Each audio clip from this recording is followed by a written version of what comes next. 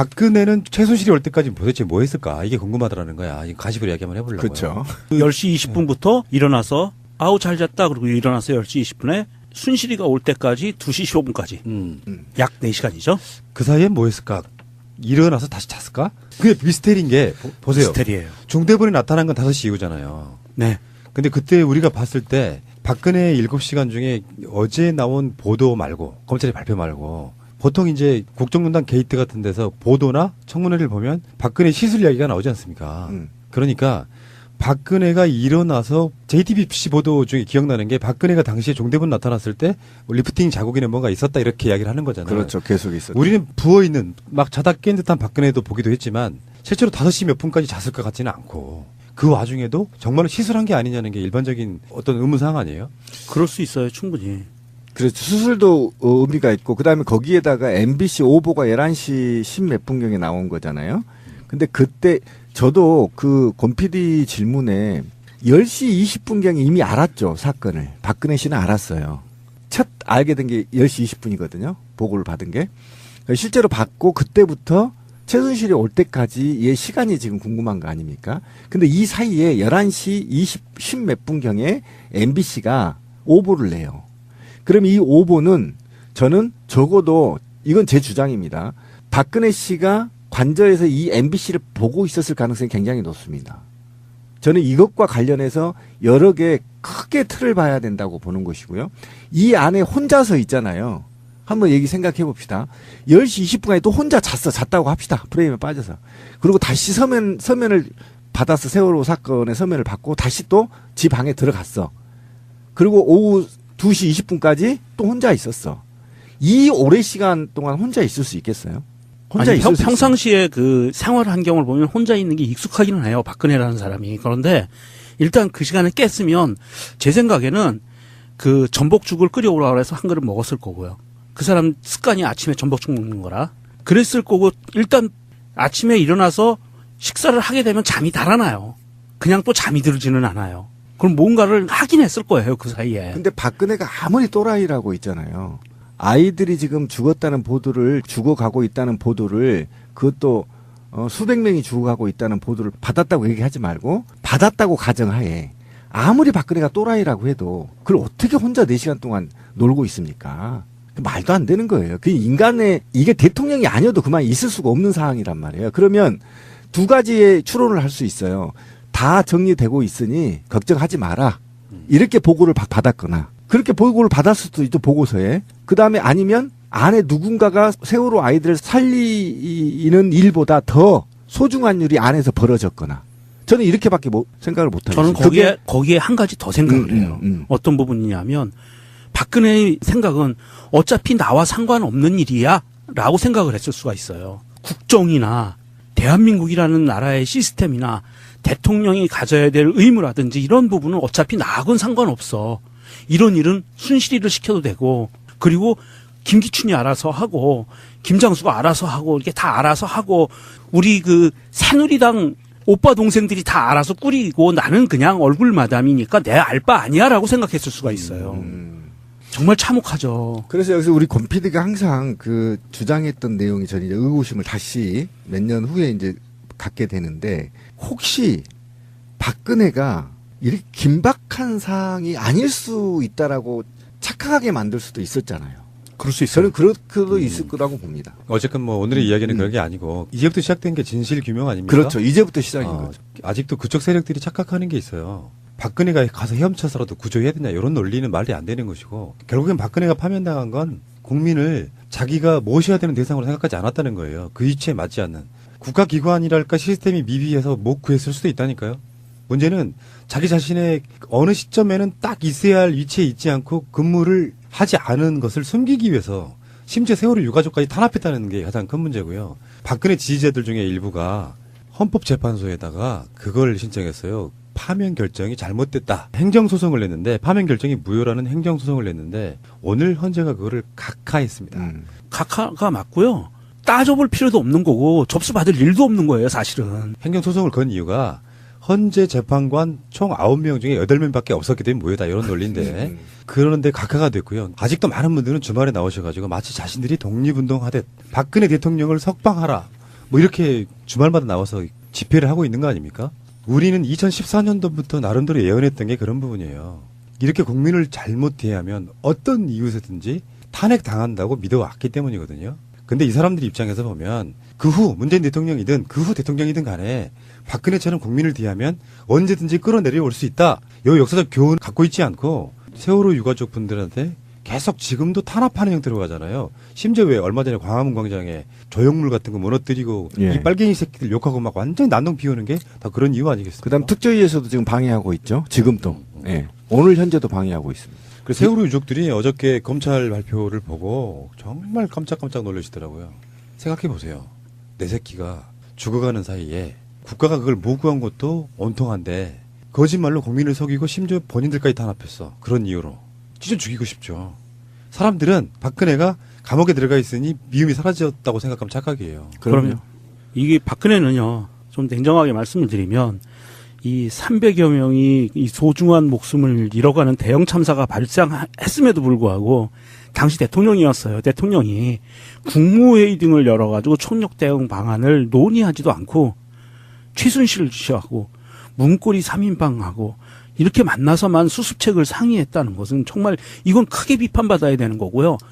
또 하나, 이거에 더불어서 더 큰 문제는 이거를 거짓말로 덮으려고 했고, 그거보다 더 큰 문제는요. 이 세월호 7시간 의혹의 실상이 이렇게 드러나는데도 불구하고 박근혜는 구치소에 있으면서 검찰이 이거에 대해서 조사를 하겠다고 하니까 조사 거부를 했어요. 지금도 여전히 조사 거부를 하고 있고요. 자, 4월 6일입니다. 1심 선고를 앞두고 있거든요. 박근혜에게 정말 법에 엄중한 심판을 내려서 이 부분에 대해서 정말 뉘우치우고 조금이라도 반성할 수 있는 기회를 줘야 돼요. 이거 그냥 얼렁뚱땅 넘어가면 안 됩니다. 이건 분명히 다시 한번 조사가 들어가서 기소가 되겠지만 4월 6일 나오는 1심 재판은 정말 엄중한 심판을 내려줘야 돼요. 저는 예, 권 PD가 방금 말한 거에 가슴이 찡한데 우리가 다 잊었죠. 17일 날 제가 팽목항도 갔었고 그 뒤에 온갖 방송, 인터넷, 국정원, 경찰 온 권력기관이 동원돼서 세월호 유가족을 탄압하고 세월호 활동가를 탄압하고 감시하고 도청하고 감청하고 그죠? 그 7시간을 숨겨주기 위해서. 도대체 저는 이게 있잖아요. 이거를 박근혜가 형무소에 갔다고 제가 잊은다고요? 권 PD님? 저는 이거는 지금도 생생한데요. 저는 적어도 문고리 3인방이나 조윤선, 김기춘, 우병우 이런 아이들은요. 저는 짱돌형으로 다스려야 돼. 전 정말 그거밖에 없다. 강화문에 일렬로 세워놓고 저는 피바다 만들어야 된다. 그래 다시는 이런 일이 없다. 오늘 특조위 1차 회의가 열리는 날이에요. 근데 거기에 황전원 씨가 출근을 합니다. 네. 거기에 세월호 유가족 분들이 다 피켓팅하고 있었어요. 예. 와 정말 뻔뻔하더라고. 아까 말한 조원진이나 김재원 이런 자들이 청와대 오다대로 국회에 가서 박근혜 대통령은 다 정상적으로 했어. 박근혜 욕 보이지 마. 이렇게 했던 놈들이란 말이죠. 그렇죠. 황전원 씨도 마찬가지예요. 특조위에 내리꽂혀가지고 진실 규명을 방해했던 자가 이기 특조위에 다시 들어왔다는 것 자체는 인면수심. 네. 사람 얼굴을 하고 있으나 짐승인 거예요, 이 새끼들은. 그렇죠. 그래서 지금도 방해하고 있고 그 결과는 뭐냐면 지금도 세월호 참사와 관련해서 밝혀지면 안 되는 그 무엇이 있는 겁니다. 지금 우리가 아는 게 다가 아니에요. 이제 시작에 불과합니다. 그래서 지금 그 팟빵 새가 날아든다 예. 공지사항 보시면은요 세월호 유가족분들이 직접 올린 청와대 청원 링크가 있거든요. 거기 들어가셔가지고 청와대 국민청원 이루어지는 거 보니까 되게 눈물 나더라고. 그럼요. 단역 배우 그 부분은요 당장 청와대 청원 이루어지니까 경찰청이 바로 답했습니다. 대규모 조사팀을 지금 할 거라고 그러고요. 그리고 장자연 사건도 마찬가지고. 근데 이런 세월호 유가족분들이 올려서 황전원이 이기 특조위에서 사퇴하라 이런 정도의 청원은 하루 이틀이면 더군다나 지금 세월호 이슈까지 떠들썩해졌는데 했으면 좋겠다 생각이 들어요. 스스로 사퇴해야죠. 창피한 줄 알아야죠. 사실 청와대 국민청원 게시판의 초기에는 청와대 안에서 그나마 권한 있는 담당자가 답변을 해주는 시스템이었거든요. 그런데 제가 한번 몇 주 전에 말씀을 드린 적이 있었을 거예요. 청와대 청원 게시판에 의미 있는 숫자의 동의가 있는 안건에 대해서는 대한민국 정부 중에 각 부서에서 그 알아서 체크해서 해줬으면 좋겠다라는 그렇죠. 얘기를 부처에서 했었는데 지금 경찰의 모습을 보니까 그렇게 하고 있는 것 같아요. 그래서 의미 있는 청원들에 대해서는 정부 각 부처에서 체크를 하고 있는 느낌이거든요. 청와대에 오더가 없어도 경찰 자체적으로 이것은 조사해야겠다라고 공식적으로 이렇게 입장을 밝히고 현직 그 당시 수사관 중에 현직 2명이 아직 경찰에 있다. 이 정도까지 네. 발표를 하더라고요. 자, 그런데 요즘에 제가 MBC 뉴스 자주 보거든요. 보도 다시 제대로 보나요? 해요. 네. 세월호 사건에 있어가지고 대량의 인명피해가 난 최초의 원인 제공자가 MBC예요. 전원 구조됐습니다. 오보를 냈잖아요. 그렇죠. 그렇기 때문에 한꺼번에 향해야 될 그 시스템이 멈칫하게 된 효과를 낳았고요. 그것 때문에 굉장히 많은 혼선이 생겼는데 MBC 새로 바뀐 경영진과 PD들이 MBC 전원 구조 오보가 왜 나왔는지를 이제는 저는 파야 된다고 생각해요. 파서 그게 어떤 시스템 속에 그게 이야기가 나왔는지 예를 들면요. 국정원 같은 국가 조직이 그런 식의 정보를 소스를 흘릴 수도 있거든요. 전원 구조가 그 오보가 굉장히 많은 사상자를 내게 한 원인 중에 하나라고 보면 MBC 입장에서는 이거에 대해서 진상규명을 해야 되는 거죠. 세월호 유가족과 최승호 사장이 만난 거죠. 그래서 필요하다고 지금 얘기를 한 거고. 그런데 저는 그 오보, 아까 권 PD가 얘기한 대로 오보에 대한 진상 규명이 왜 필요하냐면요. 그 오보에서 세월호 진실을 추적할 수 있어요. 역추적을. 그래서 그 오보를 통해서 그 오보가 누구를 위한 오보였느냐. 그리고 그 오보가 의도적이었냐, 지시였느냐, 누구의 지시에 의해서 이루어졌느냐. 그 다음에 뭐 대충 나온 거 보면 뭐 현장에서 뭐 오해가 있었다 이런 얘기를 하는데 저는 그게 있지 않다고 보고요. 분명히 뭔가 오더에 의해서 이루어졌고 그 오더를 누구를 위한 저는 방송이 짧게 자막으로 나갔는 거냐. 저는 이 부분이 연결돼 있다고 보거든요. 11시 16분, 15분 이때죠. 연결돼 있기 때문에 누구를 안심시키려고 했던 거냐. 국민을 안심시키려고 했던 거냐.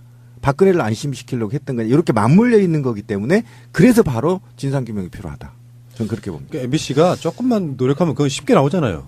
그 당시 자막을 띄웠던 사람, 보도국인 게 누군가. 그렇죠. 너는 그 간단하죠. 소스를 어디서 났어? 물어보는 것도 지금 해야 된다고 하고 이 어마어마한 사건이 세월호 사건을 키웠다니까요. 전원구조 오보가 이제 다시 세월호다에서 그런 내용들을 다루면서 제가 우리가 느꼈던 게 바로 그런 부분이었거든요. 그냥 오보가 아니고 인명피해를 무지하게 키운 원인 중에 하나가 돼버렸어요. 그렇죠. 아니 근데 10시 20분에 박근혜가 일어나서 그 전원구조 오보가 11시 15분이잖아요. 그러면 그렇죠, 11시 1시간이 모자라는 시간 동안에 이걸 박근혜가 지시했을 리는 없을 것 아니, 같아요. 박근혜를 안심시킬 수 있다는 거예요. 저는 거기에 매개점이 있다. 분명히. 근데 우리가 생각해봐야 될 게 최순실이 A급 보안 손님이라고 하잖아요. 근데 A급 보안 손님이 2명이 더 있어요. 그게 누구냐면 김영재랑 박채윤이에요. 그래요. 네. 그러면은 이 사람들은 언제든지 청와대에 들락날락 할 수 있는 그런 사람들이잖아요. 예. 같이 있었을 수도 있고. 그렇죠. 제가 의심한 게 그런 겁니다. 같이 있을 수도 있고. 그리고 2시 15분에 최순실을 데리러 갔을 때 강남에서 픽업을 하잖아요. 예. 근데 이때 이영선이 압구정 현대백화점에서 김밥집에서 점심 식사를 하고 픽업을 해요. 예. 나는 그것도 너무 웃긴 게 이 압구정 현대백화점은요. 그 앞에 정차를 할 수가 없어요. 주차를 하고 백화점에 들어가야만 하거든요. 그러면 지하 주차장을 해야 되죠. 지상도 있기는 한데 근데 굳이 현대백화점을 들려 이 바쁜 와중에 그리고 또 하나 최순실을 왜 굳이 데리러 갔어야만 했나. 거기서 급하면 최순실이 먼저 택시를 타고라도 청와대까지 와서 앞에서 들어갈 수도 있는 거 아니에요? 아니, 그래서 보안 제가 때문에. 그래서 아니, 보안은- 아까 권 PD가 얘기한 게 왜 중요하냐면 그게 MBC가 정말 이게 오보가 아니고 의도적 오보 아니냐라는 진상규명을 해야 된다는 겁니다. 그 의도적 오보가 누구를 심적으로 안심시키려고 한 거냐. 그게 안심시키는 목적이라고만 한정 지면 안 돼요. 그러니까 어쨌든 그 부분도 저는 수사를 해야 된다. 오보에만 초점을 맞춰서 오보 신비가 했다.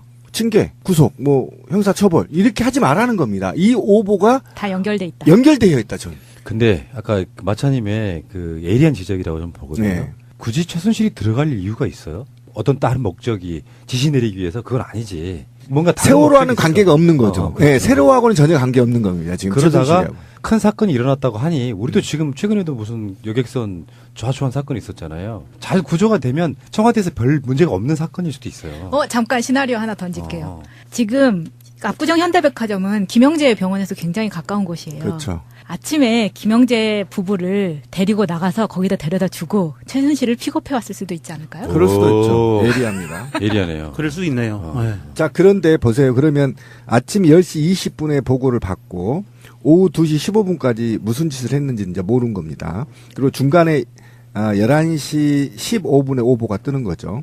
자, 그러면 2시 15분경에 오인회를 했다는 거 아닙니까? 문고리 사면과 최순실과 윤전추, 그죠? 오인회를 했다는 거예요. 자, 오인회를 했는데 이 오인회 회의는 세월호와 관련이 아니라는 거예요. 세월호하고 세월호의 극복에 관련된 문제를 논의했다면 이 오인회고 할 게 아니라요. 즉시 김기춘을 부르거나 관련자 불러서 논의하면 되는데 왜 이 오인회를 했겠어요? 이거는 세월호와 무관한 회의입니다. 저도 그렇게 생각해요. 예. 세월호 때문에 모인 게 아니라 그렇죠. 최순실도 세월호 때문에 들어온 건 아닌데 그렇죠. 모인 김에 세월호 지시도 한 거죠. 그렇죠. 그 지시를 모임에서 사실은 박근혜 언니 중앙대책위원회 가야 되겠어? 그리고 최순실이 스케줄을 잡게 했다는 거 아니에요. 그건 이제 영향을 끼쳤다는 건데 그렇지. 최순실이 세월호 사건 났으니까 청와대 들어가 봐야지 이건 아니었을 거라고 그렇죠. 보는 그건 거죠. 아니죠. 자, 알겠습니다. 진실은 침몰하지 않는다. 결국은 드러나잖아요, 이렇게. 다행이에요. 칼기 사건처럼 30년 이상 걸릴까 봐 걱정했잖아요. 저는 1년 안에 웬만한 세월호 진실은 드러날 거라고. 조금만 더 가면 될 것 같습니다. 적어도 이건 제 주장입니다. 박근혜 씨가 관저에서 이 MBC를 보고 있었을 가능성이 굉장히 높습니다. 저는 이것과 관련해서 여러 개 크게 틀을 봐야 된다고 보는 것이고요. 이 안에 혼자서 있잖아요. 한번 얘기 생각해 봅시다. 10시 20분까지 또 혼자 잤다고 합시다. 프레임에 빠져서. 그리고 다시 서면을 받아서 세월호 사건의 서면을 받고 다시 또 지 방에 들어갔어. 그리고 오후 2시 20분까지 또 혼자 있었어. 이 오랜 시간 동안 혼자 있을 수 있겠어요? 혼자 아니, 있을 수 평상시에 그 생활 환경을 보면 혼자 있는 게 익숙하기는 해요. 박근혜라는 사람이. 그런데 일단 그 시간에 깼으면 제 생각에는 그 전복죽을 끓여오라 그래서 한 그릇 먹었을 거고요. 그 사람 습관이 아침에 전복죽 먹는 거라. 그랬을 거고 일단 아침에 일어나서 식사를 하게 되면 잠이 달아나요. 그냥 또 잠이 들지는 않아요. 그럼 뭔가를 하긴 했을 거예요. 그 사이에. 근데 박근혜가 아무리 또라이라고 있잖아요. 아이들이 지금 죽었다는 보도를 죽어가고 있다는 보도를 그것도 수백 명이 죽어가고 있다는 보도를 받았다고 얘기하지 말고 받았다고 가정하에 아무리 박근혜가 또라이라고 해도 그걸 어떻게 혼자 4시간 동안 놀고 있습니까? 말도 안 되는 거예요. 그 인간의 이게 대통령이 아니어도 그만 있을 수가 없는 상황이란 말이에요. 그러면 두 가지의 추론을 할 수 있어요. 다 정리되고 있으니 걱정하지 마라. 이렇게 보고를 받았거나. 박근혜는 최순실이 올 때까지 도대체 뭐 했을까? 이게 궁금하더라는 거야. 이 가십으로 이야기 한번 해보려고요. 그렇죠. 10시 20분부터 일어나서 아우 잘 잤다 그리고 일어나서 10시 20분에 순실이가 올 때까지 2시 15분까지 약 4시간이죠. 그 사이에 뭐 했을까? 일어나서 다시 잤을까? 그게 미스테리인 게 보세요. 미스테리예요. 중대본이 나타난 건 5시 이후잖아요. 네. 근데 그때 우리가 봤을 때 박근혜 7시간 중에 어제 나온 보도 말고 검찰의 발표 말고 보통 이제 국정농단 게이트 같은 데서 보도나 청문회를 보면 박근혜 시술 이야기가 나오지 않습니까? 그러니까 박근혜가 일어나서 JTBC 보도 중에 기억나는 게 박근혜가 당시에 종대본 나타났을 때 리프팅 자국에는 뭔가 있었다 이렇게 이야기를 하는 거잖아요. 그렇죠. 계속 있었죠. 우리는 부어있는 막 자다 깬 듯한 박근혜도 보기도 했지만 실제로 5시 몇 분까지 잤을 것 같지는 않고 그 와중에도 정말로 시술한 게 아니냐는 게 일반적인 어떤 의문사항 아니에요? 그럴 수 있어요. 충분히. 그래서 수술도 의미가 있고 그다음에 거기에다가 MBC 오보가 11시 10몇 분경에 나온 거잖아요. 근데 그때 저도 그 권 PD 질문에 10시 20분경에 이미 알았죠. 사건을. 박근혜 씨는 알았어요. 첫 알게 된 게 10시 20분이거든요. 보고를 받은 게. 실제로 받고 그때부터 최순실이 올 때까지의 시간이 지금 궁금한 거 아닙니까? 근데 이 사이에 11시 10몇 분경에 MBC가 오보를 내요. 그럼 이 오보는 저는 어느 시점에는 딱 있어야 할 위치에 있지 않고 근무를 하지 않은 것을 숨기기 위해서 심지어 세월호 유가족까지 탄압했다는 게 가장 큰 문제고요. 박근혜 지지자들 중에 일부가 헌법재판소에다가 그걸 신청했어요. 파면 결정이 잘못됐다. 행정소송을 냈는데 파면 결정이 무효라는 행정소송을 냈는데 오늘 헌재가 그거를 각하했습니다. 각하가 맞고요. 따져볼 필요도 없는 거고 접수받을 일도 없는 거예요. 사실은. 행정소송을 건 이유가 헌재 재판관 총 9명 중에 8명밖에 없었기 때문에 무효다 이런 논리인데 그러는데 각하가 됐고요. 아직도 많은 분들은 주말에 나오셔가지고 마치 자신들이 독립운동하듯 박근혜 대통령을 석방하라 뭐 이렇게 주말마다 나와서 집회를 하고 있는 거 아닙니까? 우리는 2014년도부터 나름대로 예언했던 게 그런 부분이에요. 이렇게 국민을 잘못 대하면 어떤 이유에서든지 탄핵당한다고 믿어왔기 때문이거든요.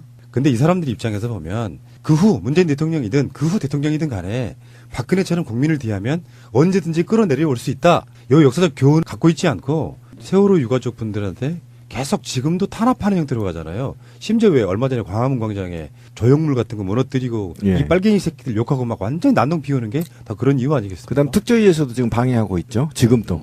예. 오늘 현재도 방해하고 있습니다. 그래서 세월호 유족들이 어저께 검찰 발표를 보고 정말 깜짝깜짝 놀라시더라고요. 생각해 보세요. 내 새끼가 죽어가는 사이에 국가가 그걸 모구한 것도 온통한데 거짓말로 국민을 속이고 심지어 본인들까지 탄압했어. 그런 이유로. 진짜 죽이고 싶죠.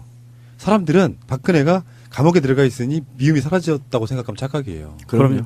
이게 박근혜는요, 좀 냉정하게 말씀을 드리면, 이 300여 명이 이 소중한 목숨을 잃어가는 대형 참사가 발생했음에도 불구하고, 당시 대통령이었어요. 대통령이 국무회의 등을 열어가지고 총력 대응 방안을 논의하지도 않고, 최순실을 지시하고, 문고리 3인방하고, 이렇게 만나서만 수습책을 상의했다는 것은 정말 이건 크게 비판받아야 되는 거고요. 또 하나, 이거에 더불어서 더 큰 문제는 이거를 거짓말로 덮으려고 했고, 그거보다 더 큰 문제는요.